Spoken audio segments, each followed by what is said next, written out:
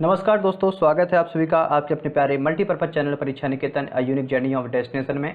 और हम लोग लगातार यहाँ पे प्रीवियस सीरीज को चला रहे हैं, जहाँ पर हम लोग एसएससी एमटीएस 2023 में जो प्रीवियस में क्वेश्चन पूछे गए हैं उनको लगातार डिस्कस कर रहे हैं। और उसी क्रम में आज हम लोग रैपिड रिवीजन के साथ 17 सितंबर 2017 शिफ्ट थर्ड में जो आपके इंग्लिश के क्वेश्चन पूछे गए थे उन क्वेश्चन को डिस्कस करने जा रहे हैं। तो चलिए बढ़ते हैं आज के अपने पहले क्वेश्चन की तरफ। पढ़िएगा ध्यान से। क्या है यहाँ पर आपको, क्या है, 4 ऑप्शन दिए गए हैं और इन 4 ऑप्शन में से आपको ये पता करना है कि किस पार्ट में एरर है। तो चलिए पढ़ते हैं। She is unfortunate enough to lose few friends C made during her stay in Chennai. यानी कि सी इज अनफॉर्चुनेट इनफ मतलब काफ़ी अभाग्यशाली है। किसके लिए? लूज फ्यू फ्रेंड्स सी मेड, उन दोस्तों के लिए जो उसने बनाए थे। कहाँ पर? During her stay in Chennai, जब वो कहाँ पे रुकी हुई थी? चेन्नई में रुकी हुई थी। अब यहाँ पर बात कर रहे हैं, यहाँ पे देखो क्या आया? फ्यू आया है। क्या आया? फ्यू। तो आपको पता होना चाहिए 3 चीज़ें होती हैं एडजेक्टिव ग्रुप में। एक होता है फ्यू, और एक होता है ए फ्यू, और एक होता है द फ्यू। ठीक है, few, a few, the few. और ऐसे ही एक आपका होता है लिटिल, ठीक है, और एक होता है ए लिटिल, ठीक है, और एक आपका होता है द लिटिल। ओके दोस्तों, तो ये 3 चीज़ें होती हैं। तो जो little, a little, the little हैं, ये जो 3 फॉर्म है आपकी, ये आती हैं अनकाउंटेबल के लिए, यानी कि जिनको काउंट नहीं किया सकता। ठीक है, जैसे दूध वगैरह हो गया, पानी वगैरह हो गया, जिनको काउंट नहीं कर सकते वहाँ पे little, a little, the little का प्रयोग करते हैं। और अभी कैसे करते हैं वो थोड़ा पेशेंस रखिए, मैं आपको भी बताने वाला हूँ। और जो आपका काउंटेबल होते हैं, जिनको मतलब गिना जा सकता है, उनके लिए हम लोग फ्यू, ए फ्यू और द फ्यू का प्रयोग करते हैं। ठीक है, अब यहाँ पर बात की जा रही फ्यू की। तो जो फ्यू है इसका प्रयोग किया जाता है बिल्कुल नेगेटिव सेंस में, मतलब जब कोई चीज़ बिल्कुल नगण्य हो। नगण्य का मतलब बिल्कुल ना के बराबर हो। ठीक है, मतलब जिनको ना होना या ना होना बिल्कुल एक ही जैसा हो जाए। तो यहाँ पर उसने जो दोस्त बनाए थे बिल्कुल ऐसे तो होंगे नहीं कि ना के बराबर हो, एक भी दोस्त ही ना बनाए हो। तो यानी कि फ्यू तो आपका नहीं आएगा। और ए फ्यू का मतलब होता है कम। ए फ्यू का मतलब होता है कम, यानी बहुत कम दोस्त बनाए हों। लेकिन सेंटेंस से कहीं हमको कभी भी ये पता नहीं चल रहा है कि उसने कम बनाए या ज़्यादा बनाए। तो हम इस सेंस में आएंगे जो द फ्यू होता है या द लिटिल होता है। द फ्यू का मतलब होता है जितने भी, द फ्यू का मतलब क्या होता है? जितने भी उसने बनाए होंगे या जो भी चीज़ें बनाई होंगी, सारी कंप्लीट के सेंस में किसका प्रयोग आता है? द फ्यू का प्रयोग आता है। तो करेक्ट होना चाहिए था she is unfortunate enough to lose the few friends C made during her stay. मतलब कि जितने भी उसने दोस्त बनाए थे, कहाँ पर? चेन्नई में, जब वह रुकी हुई थी। तो सेकंड वाले पार्ट में एरर है, आपका फ्यू ना होकर के द फ्यू होना चाहिए, यानी ऑप्शन सेकंड हमारा करेक्ट हो जाएगा। ओके दोस्तों, समझ में आ गया होगा। अगर कोई भी दिक्कत है आप उस कमेंट ऑप्शन में पहुंच सकते हैं। ठीक है, नेक्स्ट पढ़ते हैं क्वेश्चन नंबर 2 पर। यहाँ पे भी आपको क्या करना है? एरर बतानी है किस पार्ट में आपकी एरर है। तो it was by a mistake that Ankit caught Archana's hand. मतलब ये गलती से हुआ था कि अंकित ने अर्चना का हाथ पकड़ लिया था। ठीक है, लेकिन अगर आप ध्यान से देखें, यहाँ पे एक फ्रेज इस्तेमाल हुआ है बाय ए मिस्टेक। क्या इस्तेमाल हुआ भैया? बाय ए मिस्टेक, एक गलती से। देखो ये नहीं होता है, आप हमेशा ध्यान रख लें। कभी कभी हम बोल भी देते हैं अक्सर आम तौर पे बोलचाल की भाषा में कि कैसे ये कैसे हो गया, तो बोल देते हैं बाय मिस्टेक हो गया, बाय गलती से हो गया। तो बाय ए मिस्टेक यानी इसमें आर्टिकल का प्रयोग नहीं किया जाएगा। इसमें जो ए आर्टिकल है इसका ओमिशन हो जाएगा, यानी कि वो हट जाएगा। क्योंकि अक्सर जो होता है वो बाय मिस्टेक प्रयोग किया जाता है गलती होने के साथ। कहते हैं कि दूध फैल गया, कैसे फैल गया? बाय मिस्टेक फैल गया। ठीक है, तो बाय मिस्टेक होगा, बाय ए मिस्टेक नहीं होगा, इसलिए ऑप्शन 1 हमारा करेक्ट हो जाएगा। बढ़ते हैं नेक्स्ट क्वेश्चन नंबर 3 की ओर। यहाँ पे आपको क्या करना है? करेक्ट अल्टरनेटिव फिल करना है जो आपका खाली स्थान दिया गया है। Priya a taste for poetry in the company of her cousin.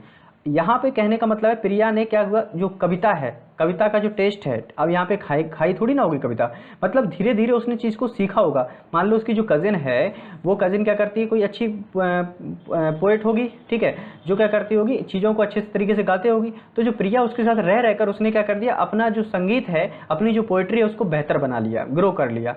अब यहाँ पे आपको बताना क्या इसमें बेस्ट वर्ड आएगा। तो ध्यान से देखिएगा, जो इम्बाइब होता है, यहाँ से ऑप्शन ए में इम्बाइब लिखा है, इसका मतलब होता है किसी चीज़ को एब्जॉर्ब करना, एसिमुलेट करना, अर्थात कि मिलाना। वो भी किस सेंस में? कोई आइडिया हो या कोई नॉलेज हो, जो कहते हैं आइडिया से आइडिया मिल गया, अरे यार तुम भी वही सोच रहे थे जो मैं सोच रहा था, अरे वाह बिल्कुल एक जैसी सोच रहे हैं, तो वहाँ पे इम्बाइब का प्रयोग करते हैं। लेकिन ऐसा कुछ नहीं है यहाँ पे। अगला बात करते हैं फोस्टर। फोस्टर का मतलब होता है किसी को इनकरेज द डेवलपमेंट ऑफ, अगर कोई आगे प्रगति कर रहा है उसको डेवलप करना, ठीक है, उसको इनकरेज करना, उसको साहस दिलाना, ठीक है, वहाँ पे फोस्टर का प्रयोग करते हैं। लेकिन यहाँ पर साहस दिलाने की बात ही नहीं हो रही है। अगला आता है लर्न। लर्न का मतलब आप लोग जानते हैं सीखना। तो यहाँ पे उसने सीखा तो नहीं है, उसने क्या किया? अपना टेस्ट ऑफ पोएट्री, मतलब टेस्ट फॉर पोएट्री का सीधा सीधा मतलब है कि उसने इस चीज़ को अच्छे से किया, ग्रो किया। तो कल्टिवेटेड का मतलब क्या होता है? रिफाइन करना या प्रमोटेड द ग्रोथ ऑफ। तो उसका जो पोइट्री के प्रति नज़रिया था उसको धीरे धीरे उसने ग्रो किया, किसके साथ रह करके, अपनी कजन की कंपनी के साथ रह करके। तो यहाँ पे करेक्ट वर्ड जो बेस्ट सुटेट है वो आपका कौन सा सुटेबल है, कल्टिवेटेड है, ऑप्शन डी हमारा करेक्ट हो जाएगा। ओके दोस्तों, नेक्स्ट क्वेश्चन नंबर 4 है, यहाँ पर भी आपको करेक्ट अल्टरनेटिव फिल करना है। I shall not desert her all the world. अब सबसे पहले तो हमें इसका अर्थ समझना होगा, जो डिजर्ट वर्ड है इसका मतलब क्या है। और वैसे डिजर्ट के बहुत सारे मतलब होते हैं, लेकिन यहाँ पर आपको डिजर्ट का मतलब पता करना है कि डिजर्ट का करेक्ट मतलब क्या है। वैसे तो डिजर्ट माने क्या होता है, रेगिस्तान होता है। क्या होता है भैया, रेगिस्तान। और एक डेजर्ट होता है, मिठाई भी होती है, DSSERT, वहाँ पे उस मिठाई का भी कोई मतलब नहीं है, ठीक है दोस्तों। लेकिन यहाँ पर जो डिजर्ट है रेगिस्तान, इसका मतलब नहीं है, लेकिन यहाँ पर एक सेंस में आया है डिजर्ट। और इसका जो सेंस है डिजर्ट का, वो सेंस है आपका एबंडन। कौन सा सेंस है, एबंडन, मतलब किसी चीज़ को त्याग देना या छोड़ देना, ठीक है। तो यहाँ पे लिखा आई शैल नॉट डिजर्ट हर, मैं उसको नहीं छोड़ सकता, मैं उसको नहीं त्याग सकता, किसके लिए, ऑल द वर्ल्ड, पूरी दुनिया के लिए, ठीक है। आई शैल नॉट डिजर्ट हर, और डिजर्ट का अगर आप सिनोनिम वर्ड इस्तेमाल करेंगे तो क्या आएगा, एबंडन, मैं उसे दुनिया के लिए नहीं छोड़ सकता, ठीक है। तो I shall not desert her for all the world. तो यहाँ पे करेक्ट अल्टरनेटिव होगा वो आपका होगा ऑप्शन बी, फॉर आएगा यहाँ पे, ठीक है। क्योंकि डिजर्ट जो वर्ड है डेफिनेटली आपको कंफ्यूज कर रहा होगा, लेकिन उसके सिनोनिम जो होता है एबंडन, त्याग देना, उसके सेंस में वहाँ पे प्रयोग किया गया है कि मैं उसको दुनिया के लिए नहीं छोड़ सकता, तो फॉर आएगा वहाँ पे। क्लियर। बढ़ते हैं नेक्स्ट क्वेश्चन नंबर 5 पर। यहाँ पे आपको बताना है select the one which best express, यानी कि सिनोनिम का आपको बताना है यहाँ पे सिनोनिम करेक्ट क्या होगा। इलोप, तो पहले तो आपको पता होना चाहिए इलोप का मतलब क्या होता है। कोई बताएगा मुझे इलोप का मतलब क्या होता है। इलोप का मतलब होता है भाग जाना, रन अवे, दूर भाग जाना, ठीक है।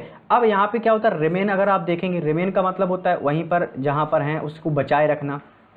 रिमेन का मतलब क्या होता है, कोई चीज़ है, कहते क्या रिमेन है, क्या बचा के रखा है। स्टे मतलब होता है वहीं पर स्थिर रहना, किसी जगह पर आप स्थिर हैं उसका मतलब वो स्टे है, ठीक है। और कैप्चर का मतलब भी होता है पकड़े रहना। अब अगर आप सेंटेंस का जो सॉरी आपका वर्ड दिया गया है इलोप का मतलब होता है भाग जाना, ठीक है। तो यहाँ पर अगर आप नीचे वाले तीन देखें, तीनों का मतलब है बचा के रखना, स्थिर रखना, पकड़े रखना। तो आपका जो करेक्ट अल्टरनेटिव क्या होगा, एब्सकॉन्ड होगा। एब्सकॉन्ड का मतलब भी क्या होता है आपका, रन अवे। एब्सकॉन्ड का मतलब भी क्या होता है, रन अवे, भाग जाना। तो ऑप्शन 1 हमारा करेक्ट हो जाएगा। नेक्स्ट क्वेश्चन नंबर 6 देखते हैं क्या, एवेड। एवेड का भी आपका सिनोनिम, बेस्ट एक्सप्रेस मतलब सिनोनिम पूछा गया है किसका, एवेड का। तो कोई मुझे बताएगा एवेड का मतलब क्या होता है। एवेड का सीधा सीधा मतलब होता है, इसका ही होता है एस्केप के सेंस में आता है। एस्केप करना है, किसी चीज़ को अवॉइड करना, ठीक है। अवॉइड करना मतलब नकारना, कहते नहीं ये छोड़ दो उसको। कभी कोई हम क्या करते हैं, जैसे आप लोग भी जो एग्जाम की तैयारी कर रहे हैं, इसमें भी क्या होता है, कोई चैप्टर जो हमको हार्ड लगता है कहते हैं इसको छोड़ दो, ठीक है। लेकिन भैया इस बार जो इंग्लिश हम लोग छोड़ देते थे, केवल क्वालिफाई कर देते, मैथ रीजनिंग इनमें खींच लेते थे। इस बार पूरी कहानी उल्टी है, हर एक क्वेश्चन 3 मार्क्स का है, ठीक है। तो एक भी क्वेश्चन गलत करना मतलब अपने आप को बहुत ज़्यादा पीछे नंबर कर लेना है, ठीक है। एक नेगेटिव नंबर आपका चला जाएगा। अब यहाँ पे आप इसी क्रम में देखेंगे आगे, एवेड का मतलब होता है एस्केप करना या अवॉइड करना।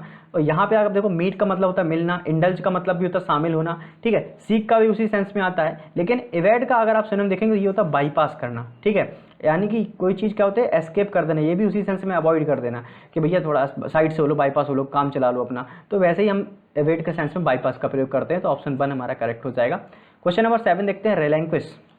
रिलैंक्विश का मतलब क्या होता है। रिलैंक्विश का पूछा क्या है यहाँ पे, बेस्ट एक्सप्रेस, यानी इसका भी सिनोनिम आपसे पूछा गया है। तो कोई चीज़ जैसे आप कर रहे हैं और अगर वो आपसे नहीं हो रही तो आप क्या करते हैं, उसको त्याग देते, छोड़ दे, गिव अवे कर देते हैं, ठीक है।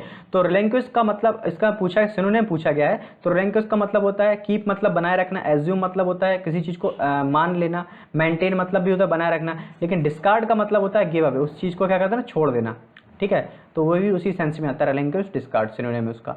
नेक्स्ट क्वेश्चन नंबर 8 देखते हैं। यहाँ पे आपको अपोजिट वर्ड यानी कि एंटोनिम बताना है, ओके। अब एस्टीमेट का मतलब होता है लगभग, कहते हैं एस्टीमेट बताओ। जैसे आप कोई सामान खरीदने जाते हैं तो मम्मी से कहते हैं मम्मी ये बताओ खर्चा कितना होगा, लगभग खर्चा बताओ कितना होगा, एस्टीमेट, ठीक है। अब एस्टीमेट का मतलब होता है लगभग, लेकिन मम्मी जब फिक्स बता दें कि नहीं ये सामान इतने रुपए का ही आएगा, तो वो आपका क्या हो जाएगा, फिक्स हो जाएगा, एक्चुअल प्राइस हो जाएगा। तो एस्टीमेट का मतलब होता है लगभग, और इसका अपोजिट वर्ड क्या हो जाएगा, एक्चुअल। एक्चुअल का मतलब क्या हो जाएगा, वास्तविक, जो फिक्स है आपका, ओके। तो एंटोनिम में आप ऑप्शन डी करेक्ट है। क्वेश्चन नंबर 9 देखेंगे। यहाँ पे जो और 3 वर्ड इनका मीनिंग आप देख सकते हैं। असेसमेंट का मतलब क्या होता है, the act of assessing someone और समथिंग, किसी चीज को असेसमेंट करना, समझना, ठीक है। कंक्लूड का मतलब होता है come to an end, conclusion के सेंस में आता है आखिरी, उपसंहार करना। ओपिनियन का मतलब होता है एक आपका व्यू या जजमेंट, ठीक है, जो किसी चीज के लेकर के आप बनाते हैं, ओके दोस्तों। चलिए बढ़ते हैं नेक्स्ट, अगला क्वेश्चन नंबर कौन सा है हमारा, 9 नंबर। यहाँ पे भी अपोजिट पूछा गया है, यानी एंटोनिम बताना है आपको। क्या बताना भैया, एंटोनिम। अब देखो जरा, कंसीव, पहले तो मुझे बताओ कंसीव का मतलब क्या होता है, कोई बताएगा? कंसीव का मतलब होता है कोई ऐसी चीज जिसको आप वास्तविक रूप से अंडरस्टैंड कर रहे हैं, सही उसका अर्थ निकाल रहे हैं, समझ पा रहे हैं, ठीक है। और इसका अपोजिट क्या हो जाएगा? डेफिनेटली जो वास्तविक रूप से आप नहीं समझ पा रहे हैं, यानी मिसअंडरस्टैंड। यहाँ पे आप देख सकते हैं फॉर्म इन द माइंड, यानी अपने मस्तिष्क में कोई आइडिया प्लान को बनाना, सही रूप से बनाना। और मिसअंडरस्टैंड का मतलब क्या होता है? फेल टू अंडरस्टैंड और इंटरप्रेट करेक्टली, मतलब सही रूप से समझ नहीं पाना। तो कंसीव का जो अपोजिट वर्ड हो जाएगा वो क्या हो जाएगा? मिसअंडरस्टैंड। ऑप्शन ए करेक्ट है, क्योंकि अगर आप एक्सेप्ट को देखेंगे, इस एक्सेप्ट को मतलब होता है स्वीकार करना, ठीक है। और जो एस्पेक्ट लिखा हुआ है इसका मतलब होता है इसके अलावा, ठीक है। जैसे मुझे केले पसंद हैं, ठीक है, आम के अलावा, या और भी मुझे सभी फल पसंद हैं आम के अलावा। तो I love all fruits expect mangoes, इस तरीके से हो सकता है। और एज्यूम का मतलब होता है मानना, लेकिन यहाँ पे कंसीव का मतलब अंडरस्टैंड के सेंस में है, तो इसका अपोजिट क्या हो जाएगा? Misunderstand. Option A. Next question number 10 देखते हैं हमारे सामने क्या है। यहाँ पर भी आपका अपोजिट पूछा गया है, यानी एंटोनिम बताना इसका क्या है? सस्पेंड करना। किसी चीज को क्या सस्पेंड करने का मतलब सीधा सीधा क्या होता है कि टेम्पररी, जैसे कि कोई किसी के ऊपर कोई मतलब अधिकारी है, ठीक है, या कोई भी आपका गवर्नमेंट एम्प्लॉय है और उसको उसके ऊपर कोई केस आ गया सामने, या उसके ऊपर कोई ऐसा क्राइम उसके ऊपर लगा दिया गया कि नहीं आपने ये किया है, तो इसीलिए आपको सस्पेंड किया जाता है। तो सस्पेंड का मतलब ये नहीं होता कि पूर्णतः उसको क्या कर दिया, निकाल दिया गया सर्विस से। सस्पेंड का मतलब क्या होता है? टेम्परेरी, ठीक है। टेम्परेरी रूप से एक निश्चित समय के लिए, कुछ समय के लिए किसी कार्य के लिए प्रिवेंट कर देना, उस पद को छोड़ देना, रोक देना, ठीक है। आपने अक्सर चर्चा में सुना होगा कि पुलिस वालों को सस्पेंड कर दिया, इनको सस्पेंड कर दिया। तो टेम्परेरी प्रिवेंटेशन ये किसके अंतर्गत आता है? सस्पेंड के अंतर्गत आता है। और वहीं अगर हम इसका अपोजिट वर्ड करेंगे परसिस्ट, परसिस्ट का मतलब क्या होता है? अलाउ करना। परसिस्ट का मतलब क्या होता है? अलाउ करना। ओके, तो यहाँ पे ऑप्शन डी करेक्ट हो जाएगा। क्वेश्चन नंबर 11 का मतलब क्या है? ये आपका पूछा गया इडियम एंड फ्रेजेस। तो एट एनी कॉस्ट, कहते हैं किसी भी कीमत पर हमको ये जॉब लेनी है, एमटीएस को पार करना है। 5 साल, 4 साल, 3 साल, बहुत सारे ऐसे लोग हैं जो काफ़ी सालों से लगे हुए हैं, लेकिन इस बार नहीं। इस बार हमको हर हाल में, किसी भी कीमत पर ये जॉब चाहिए, हर हाल में ये नौकरी हमको चाहिए है। तो किसी भी कीमत यानी एट एनी कॉस्ट, चाहे दिन पढ़ना पड़े, चाहे रात पढ़ना पड़े, चाहे हजारों क्वेश्चन लगाना पड़े, कितने भी कुछ मेहनत करनी पड़े, हमको ये जॉब चाहिए एट एनी कॉस्ट। तो अंडर एनी सर्कमस्टेंसेस, हर हाल में, यही इसका अर्थ हो जाएगा। ऑप्शन डी हमारा करेक्ट है। क्वेश्चन नंबर 12 को देखेंगे हम लोग, क्या है? Select the alternative which best express the meaning of the idiom and phrase an iron will. हाँ, ये देखो, अभी पहले हम इसके पहले क्या पढ़ा? किसी भी कीमत पर, हर हाल में, एट एनी कॉस्ट। तो ये आपने क्या कर दिया? बिल्कुल जैसे कहते हैं ये हमारी पत्थर की लकीर है, जो हमने कह दिया वो करना ही है। तो इसी प्रकार से जो आपका एन आयरन विल है, इसका मतलब क्या होता है? एक ऐसा स्ट्रॉन्ग डिटर्मिनेशन है आपके अंदर कि नहीं, ये हमको करना ही है, हर हाल में करना है। स्ट्रॉन्ग डिटर्मिनेशन, या कह सकते हैं, या कोई आपका विचार है या थॉट है जो आपने बिल्कुल कह दिया कि करेंगे ही करेंगे। तो आप फर्म ओपिनियन, ऑप्शन ए हमारा करेक्ट हो जाएगा। क्वेश्चन नंबर 30 को देखते हैं क्या है। यहाँ पे आपको क्या क्या इंप्रूव करना है 4 ऑप्शन में से। तो Shreya is a honest women. पहली बात तो यहाँ पे देखो ए लिखा हुआ है, ए का मतलब क्या है? एक, ठीक है। और यहाँ पे लिखा है ऑनेस्ट, और ऑनेस्ट की स्टार्टिंग किससे होती है? वॉवेल साउंड से होती है। भले वो एच कॉन्सोनेंट है, लेकिन साउंड क्या है? वॉवेल। तो पहली बात तो ए नहीं होगा, होगा क्या है आपका? एन होगा। और एन आप देख रहे हैं केवल 1 में है। और दूसरी गलती आप यहाँ पे कर सकते हैं कि वुमेन, WOMAN ये सिंगुलर होता है, और WOMEN ये आपका प्लूरल होता है। तो यहाँ प्लूरल था, ये भी गलती थी। तो एन ऑनेस्ट वुमेन, ऑप्शन 1 हमारा करेक्ट हो जाएगा। क्वेश्चन नंबर 14 की ओर देखें। यहाँ पर भी आपको क्या करना है? करेक्ट करना है इसको। My kids are in a cranky mood today. In a cranky mood, ये आपका फ्रेज होता है, इन अ क्रैंकी मूड। तो क्रैंकी मूड का मतलब होता है, जैसे मान लो कभी कभी क्या होता है, बच्चे बहुत शरारत करते हैं, बिल्कुल इरिटेट करके रख देते हैं। कहते हैं आज कहा क्या हो गया, इन बच्चों को बिल्कुल इरिटेट करके रख दिया है। तो इरिटेशन के लिए एक आपका फ्रेज आता है, इन अ क्रैंकी मूड। तो इसमें कोई भी एरर नहीं है, तो ऑप्शन जो नो इम्प्रूवमेंट होगा, डी सही हो जाएगा। क्वेश्चन नंबर 15 को देखते हैं। क्या करना है इसमें? Select the alternative which is the best suitable of the phrases. तो ये आपका 1 वर्ड सब्स्टिट्यूशन के अंतर्गत आएगा। क्या है इसमें देखते हैं। That which can not be moved, जिसको that which can not be moved, जिसको मूव नहीं किया सकता, यानी जिसको एक स्थान से दूसरे स्थान तक नहीं ले जाया जा सकता। तो मूव नहीं कर सकते यानी इमूवेबल। ऑप्शन 3 हमारा क्या हो जाएगा? करेक्ट हो जाएगा। अब यहाँ पर अगर और भी वर्ड देखें, जैसे लिखा रेशनल। रेशनल का मतलब होता है लॉजिकल। तार्किक रूप से जब आप किसी चीज़ के बारे में बात करते हैं तो वो आपका रेशनल होता है, ठीक है, लॉजिकल होता है। इरेडिकेबल का मतलब होता है capable of being eliminated, eliminate का मतलब होता है हटाना, किसी एक आपके अंदर ऐसी क्षमता है किसी जिसको आप हटा सकते हैं, एलिमिनेट कर सकते हैं, तो ये इरेडिकेबल में आएगा। इमूवेबल बता चुका हूँ, विच कैन नॉट बी मूव्ड। और इंसॉल्वेंट का मतलब होता है अनेबल टू पे हिज और हर डेब्ट। जैसे इसको इंसॉल्वेंट का हिंदी मतलब होता है दिवालिया, बैंक से लोन ले लिया, कर्ज ले लिया, उसका पे नहीं कर पाए तो इंसॉल्वेंट घोषित कर देती है गवर्नमेंट, उसको दिवालिया घोषित करती है। तो खैर यहाँ पे मतलब इसका पूछा गया था कैन नॉट बी मूव्ड यानी इमूवेबल, ऑप्शन थर्ड हमारा करेक्ट हो जाएगा। ठीक है दोस्तों, ये क्वेश्चन नंबर 15 था हमारा। पढ़ते हैं नेक्स्ट क्वेश्चन नंबर 16 पर। That which can not be perceived bye touch, जिसको छू करके पता नहीं लगाया जा सकता। जैसे ट्रांसपेरेंट होता है, तो ट्रांसपेरेंट का मतलब होता है पारदर्शी, और यहाँ पे पारदर्शी से कोई लेना देना है नहीं। पारदर्शी का मतलब यहाँ पे वो हो जाता है कि जिसके आर पार लाइट चली जाती है। ओके, ओपेक्यू का मतलब होता है अपारदर्शी, यानी जिसमें लाइट आपकी ट्रेवल नहीं कर पाती है, पारदर्शी हो जाएगा। और ट्रांसल्यूसेंट, ट्रांसल्यूसेंट का मतलब होता है अर्ध पारदर्शी, या कह सकते हैं आधा आधा दिखता है, ठीक है, धुंधला सा दिखता है, वो ट्रांसल्यूसेंट में आ जाएगा। और यहाँ पे बात हो रही है that which can not be perceived bye touch, ठीक है, जिसको टच करके परसीव नहीं किया जा सकते, वो आपका होता है इंटेंजिबल। ओके, तो ऑप्शन जो आपका डी हो जाएगा वो करेक्ट हो जाएगा, क्योंकि इंटेंजिबल का मतलब होता है जो ऐसी चीज जो वास्तव में फिजिकल रूप से प्रेजेंट नहीं है, मानसिक रूप से है या सोच रहे हैं जिसके बारे में, फिजिकली प्रेजेंट नहीं है, वो इंटेंजिबल होती है आपकी। ओके, चलिए आगे बात करते हैं नेक्स्ट क्वेश्चन नंबर 17 पर। यहाँ पे आपको करेक्ट मीनिंग बतानी है कि करेक्ट मीनिंग कौन सी होती है। तो एम्बेसडर की मीनिंग होती है AMBASSADOR, ऑप्शन बी हमारा करेक्ट। क्वेश्चन नंबर 18 को देखेंगे, यहाँ पर आपकी करेक्ट मीनिंग बतानी है अप्रोच, तो APPROACH यानी ऑप्शन थर्ड हमारा करेक्ट। क्वेश्चन नंबर 19 हमारे सामने है, क्या है आपको यहाँ पे, ये आपका पैराग्राम्बल है, करेक्ट आपको मीनिंग निकाल के बताना है। तो देयर वाज वन, अब यहाँ पे one a poor man who earned, ये हो सकता है himself and his family. There was once himself, यानी इससे तो स्टार्टिंग नहीं होगी।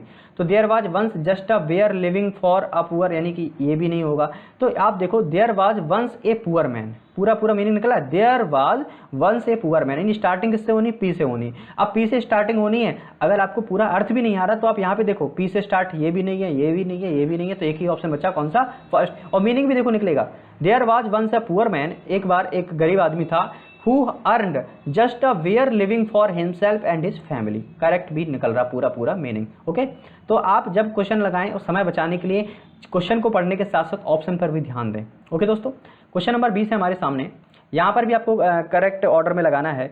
Attracted by the serenity, okay, attracted by the serenity. अब आगे देखो मतलब कोई निकल रहा है क्या, public walks near the city, ठीक है, attracted by the serenity of the evening a friend, ये है।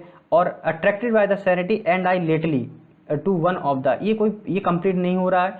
आप यहाँ पे देखेंगे क्या क्यू वाले से मतलब निकल रहा है, attracted by the serenity of the evening, ये देखो serenity of the evening meaning निकल रहा है, ए फ्रेंड, ठीक है, एक मित्र, एंड आई मतलब एक मित्र और मैं, तो यानी कि क्यू आएगा, क्यू के बाद आर आएगा और लास्ट में बचा आपका पी, तो क्यू आर पी यानी कि ऑप्शन नंबर डी। ओके, बढ़ते हैं क्वेश्चन नंबर 21 के, और यहाँ पर आपके सामने 5 क्वेश्चन होंगे लास्ट के, जिसमें आपका ये पैसेज दिया गया है, आपको करेक्ट फिल करना है। तो बहुत ही सिंपल पैसेज है। A teacher is a person, अध्यापक एक ऐसा व्यक्ति होता है, हु ब्रेक्स द फ्यूचर, क्या फ्यूचर को बर्बाद कर देता है, डिस्ट्रॉय कर देता है, रिमूव कर देता है, जी नहीं, सेव करता है। ठीक है, a teacher is a person who save the future of everyone, तो ऑप्शन सी हमारा यहाँ पे करेक्ट हो जाएगा। नेक्स्ट क्वेश्चन नंबर 22 देखेंगे क्या है, the teacher plays a great, game खेलता है हमारे साथ, मार्क करता है, स्टोन करता है, रोल प्ले करता है क्या, तो यहाँ पे हो जाएगा the teacher plays a great role in the education of every student. Okay दोस्तों, आगे बढ़ते हैं। ए गुड, क्वेश्चन नंबर 23 क्या है, a good teacher has many qualities होती हैं, निटिग्रिटी, अप्रिहेंसेस, क्रिएशंस नहीं, क्वालिटीज, क्योंकि एक जो अच्छा अध्यापक होता है हैज मैनी क्वालिटीज, उसके पास बहुत सारी ऐसी विशेषताएं होती हैं, and fully able to make his student succeed in life, जो उसके व्यक्ति छात्र के जीवन में क्या कर सकते हैं, सफलता दिला सकते हैं। A teacher is a very admirable, thinkable, linkable, likeable, ऐसा कुछ नहीं होता है। A teacher is a very intelligent and knows well, मतलब काफ़ी, जो टीचर होता है इंटेलिजेंट होता है, आपसे तो समझदार होता ही है, एंड नोज वेल, अच्छी तरीके से समझता है, how to draw the attention of students toward study, कि बच्चे का ध्यान कैसे पढ़ाई पर लगाना है। She uses creativity while teaching students so that students में डिसलाइक या मेक मैरी या सेलिब्रेट या कंसेंट्रेट, कि बच्चे जिस पर क्या कर सकें, ध्यान केंद्रित कर सकें। ओके दोस्तों, तो ये आपके पूरे 25 क्वेश्चन कंप्लीट होते हैं, और आई थिंक आप लोगों ने सेशन को एंजॉय किया होगा, बहुत ही अच्छी कुछ चीज़ें आपको सीखने को मिली होंगी। तो ऐसे ही धीरे धीरे करके हम लोग अपने प्रीवियस ईयर सारे जो क्वेश्चन हुए उनको कंप्लीट करेंगे, और अब कोशिश करेंगे कि अब ज़्यादा से ज़्यादा वीडियो आपके सामने आ सकें, जिससे क्योंकि समय बहुत कम है, रिवीजन बहुत ज़्यादा करना है। और अब अगला जो सेशन जीके का आने वाला है उस सेशन में थोड़ा सा मॉडिफिकेशन ये किया है कि इस बार क्योंकि जो प्रीवियस ईयर क्वेश्चन हमने देखे उनके साथ साथ अब उनके टॉपिक से जो प्रेजेंट में क्वेश्चन बन सकते हैं वो क्वेश्चन भी हम साथ साथ डिस्कस करेंगे। खैर ये बात करेंगे हम अगली वीडियो में।